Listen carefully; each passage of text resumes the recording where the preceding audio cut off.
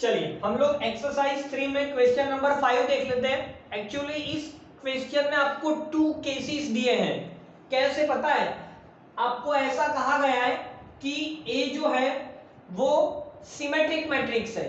मतलब आप यहां पर लिख सकते हो कि केस 1 ए जो है सिमेट्रिक मैट्रिक्स मानकर चलिए, तो यहां पर ए ट्रांसपोज इक्वल टू ए होगा। और इसी का दूसरा पार्ट भी हमें प्रूव करना है, इसे आप केस 2 बोल दीजिए।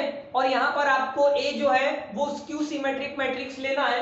मतलब ए ट्रांसपोज इक्वल टू आपको क्या करना है, माइनस ए मान करके चलना है। और आपको करना क्या है, अगर ए जो है वो सिमेट्रिक मैट्रिक्स है तो आपको बी ट्रांसपोज ए बी ये भी सिमेट्रिक लाना है। और अगर ए स्क्यू सिमेट्रिक मैट्रिक्स है तो आपको B transpose A B skew symmetric matrix लाना है। आप लोगों को सबसे पहले तो क्वेश्चन समझ में आना चाहिए। मतलब क्वेश्चन नंबर 5 में हमको एक साथ 2 क्वेश्चन प्रूव करना है। पहला क्या, अगर ए सिमेट्रिक मैट्रिक्स है तो इसे आपको सिमेट्रिक बताना है। और अगर ए को आप स्क्यू सिमेट्रिक मैट्रिक्स लेते हो, स्क्यू सिमेट्रिक मैट्रिक्स का मतलब A transpose equal to minus है, तब आपको इसे स्क्यू सिमेट्रिक मैट्रिक्स प्रूव करना है। समझ में आया बेटा? पहले तो क्वेश्चन आपको यस सर। ओके ठीक है। चलिए तो अब हम लोग क्या करेंगे, आपको पता है कि अगर मुझे इसे सिमेट्रिक बताना है तो मुझे पूरे का ट्रांसपोज करना पड़ेगा। और इसको सॉल्व करते करते क्या लाना पड़ेगा, सिमेट्रिक कब कहा जाएगा तो सेम टू सेम मिलना चाहिए, मतलब बी ट्रांसपोज ए बी ही मिलना चाहिए। और ये स्क्यू सिमेट्रिक मैट्रिक्स कब कहा जाएगा, तो जब आप पूरे का ट्रांसपोज लोगे और सॉल्व करते करते आपको क्या मिलना चाहिए, नेगेटिव में सेम टू सेम। यही प्रॉपर्टी होती है ना। चलिए अब इसे हम लोग प्रूव करेंगे। तो आप मल्टीप्लिकेशन के अंदर आप जानते हो ऑर्डर चेंज करते हुए लिखना है। मतलब जो लास्ट में है वो पहले, जो बीच में है वो तो बीच में ही रहेगा, और जो फर्स्ट था वो लास्ट में, मतलब बी ट्रांसपोज का ट्रांसपोज। एनी डाउट बेटा? चलिए आप यहां पर नो सर। आप यहां पर है ना रीजन भी लिख सकते हो। रीजन में क्या कि a into B whole transpose equal to B transpose A transpose होता है। तो मैंने ये वाली प्रॉपर्टी अप्लाई की है इस वजह से। चलिए इसके बाद क्या होगा, आप देखिए कि ये बी ट्रांसपोज है। अच्छा इसको मैं क्या दे देता हूं, इक्वेशन नंबर 1। तो आप बताइए ए ट्रांसपोज की वैल्यू आप इक्वेशन 1 में से क्या लिख सकते हो, तो आप ए ट्रांसपोज की जगह पर ए लिख दो।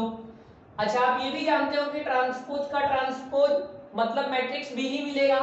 ओके तो यहां पर आपने 2 प्रॉपर्टी लगाया है, कौन सा, from 1 number and B transpose का transpose equal to B.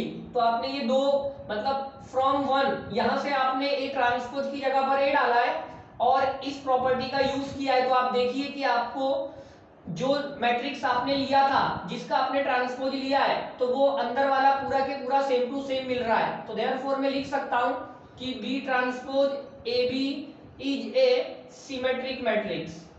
Symmetric matrix, ठीक है। बोलो बेटा, एनी डाउट? आप पूरा नो सर। आप पूरा लिख लीजिए, पूरा स्टेटमेंट लिख दीजिए। If A is a symmetric matrix, then B transpose AB is also a symmetric matrix, ठीक है। if A is a symmetric matrix then B transpose AB is also a symmetric matrix। Same यहां पर भी हमें करना है, लेकिन यहां पर हमें स्क्यू सिमेट्रिक मैट्रिक्स लानी है। तो पहले तो आप प्रॉपर्टी लगा दीजिए, ट्रांसपोज अलग अलग कर दीजिए। तो जो लास्ट में वो पहले, बीच वाला बीच में, और जो पहले था वो आखिरी में जाएगा। ओके यहाँ पे आप रूल लिख दीजिए। कौन सा रूल आपने लगाया है, मल्टीप्लिकेशन वाला। ए बी का whole transpose equal to B transpose A transpose होता है, इसे आप इक्वेशन 2 बोल दीजिए। अब ये बी ट्रांसपोज, अब इक्वेशन 2 में आप देखिए ए ट्रांसपोज की वैल्यू में क्या डाल सकता हूं। अब इक्वेशन 2 में देखिए ए ट्रांसपोज की वैल्यू में माइनस ए डालूंगा, और दोनों बार ट्रांसपोज है, ट्रांसपोज का ट्रांसपोज मतलब मैट्रिक्स भी खुद आने वाला है। और यहाँ पे हम लोग लिख देते हैं from equation number 2 and B transpose का ट्रांसपोज इक्वल टू बी खुद। ठीक है, बी ट्रांसपोज का ट्रांसपोज इक्वल टू बी खुद। तो यहां से आप माइनस को बाहर ले लीजिए, तो ये जो माइनस है मैंने बाहर ले लिया, तो बी ट्रांसपोज ए बी। आप देखिए यही तो हमको प्रूव करना था, यही हमें प्रूव करना था, मतलब हमने मैट्रिक्स का ट्रांसपोज लिया तो नेगेटिव होकर वो मिल रहा है। समझ में आ गया बेटा? तो इसका मतलब क्या होता है, इसका मतलब ये होता है कि जो मैट्रिक्स है वो आपकी स्क्यू सिमेट्रिक मैट्रिक्स होगी।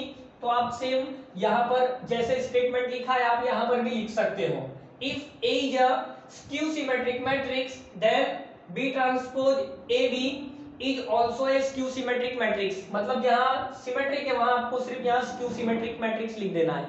समझ में आ गया बेटा? Yes sir. ओके, और किसी को कोई डाउट सृष्टि?